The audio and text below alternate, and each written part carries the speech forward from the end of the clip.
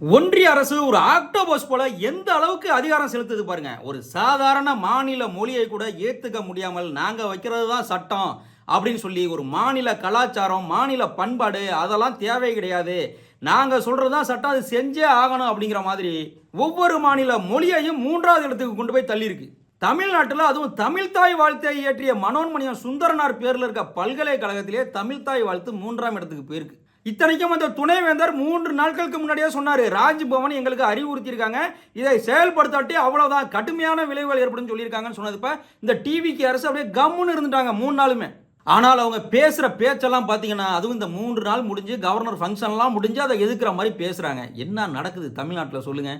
ஒன்றிய அரசோட அதிகாரம் எந்த அளவுக்கு இருக்குன்னு சொன்னால், தலையில் தூக்கி வைக்குது காலை. நான் தலையில் காலை தூக்கி வைப்பேன், நீ தலை வணங்கி ஏற்றுக்கிட்டு மண்ணுக்குள்ளே போனாலும் பரவாயில்ல அப்படின்னு நினைக்குது. ஆனால் தமிழ்நாட்டு மக்களோட குணம் என்ன தெரியுமா? எல்லாம் எமக்கு தெரியும் என்று இறைவனே வந்தாலும் நெற்றிக்கண் திறப்பினும் குற்றம் குற்றமே அப்படின்னு சொல்கிறது தான் தமிழ்நாடு.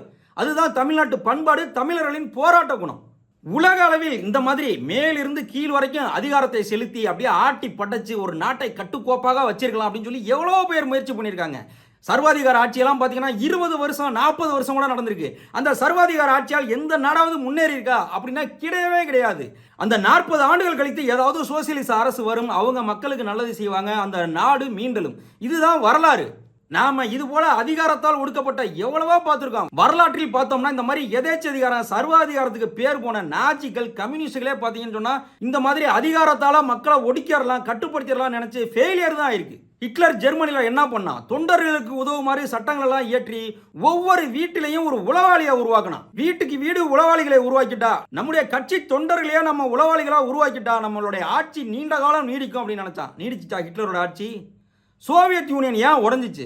சோவியத்லேயும் அதே தான் பண்ணாங்க. மேலிருந்து அதிகாரத்தை திணிச்சாங்க. சோவியத் ஒன்றியம் எவ்வளவு பெருசு, எவ்வளவு மொழி, பண்பாடு, கலாச்சார வித்தியாசங்கள் நிறைந்த ஒரு நாடு. கிட்டத்தட்ட இந்திய துணைக்கண்டம் போல சோவியத் ஒன்றியம். அங்க போய் அதிகாரத்தை மேலிருந்து கீழே திணிச்சாங்க. அவன் தலையில தூக்கி வச்சாங்க. அவன் தலை பூமிக்குள்ளேயா போனிச்சு? வெகுண்டு எழுந்தான். நெற்றிக்கண் திறப்பினும் குற்றம் குற்றமே அப்படின்னு தமிழர் பண்பாடு, தமிழர் போராட்ட குணம் போல வெகுண்டு எழுந்தான். சோவியத் ஒன்றியம் செதறி போச்சு.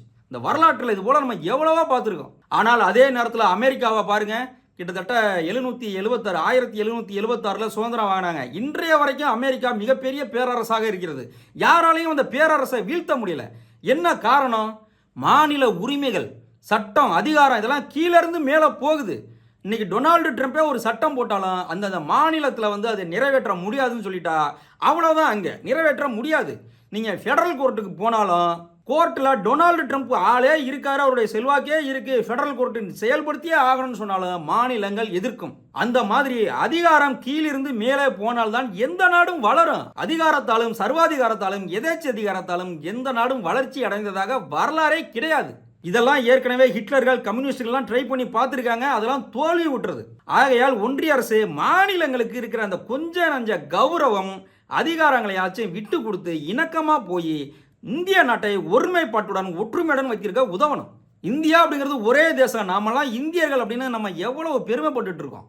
அந்த பெருமை நீடிக்கணும். பல்வேறுபட்ட மொழி, கலாச்சாரம் இருந்தாலும், ஒரு டைவர்சிஃபைடு கண்ட்ரியாக நம்ம இருந்தாலும், இந்தியர்கள் அப்படிங்கிறதுல நம்ம எவ்வளோ ஒற்றுமையாக இருக்கோம், மகிழ்ச்சியாக இருக்கோம். அதை நீடிக்கிறதுக்கு நிச்சயமாக ஒன்றிய அரசு மாநில உரிமைகளையும் அட்லீஸ்ட் இந்த மாதிரி சின்ன விஷயங்கள்லையாச்சும் அந்தந்த மாநில மொழிகளின் வாழ்த்து பாடலை முதலில் பாடுனா என்ன ஆயிரப்போகுது? இப்படி ஒன்றிய அரசு எல்லாத்துலேயும் அதிகாரத்தை திணிக்க பார்க்கக்கூடாது. அதிகாரத்தை தூக்கி அந்த அதிகாரத்தின் கால்களை இன்னொருத்தர் தலையில் வைக்கக்கூடாது அப்படின்னு நம்ம கேட்டுக்கிறோம்.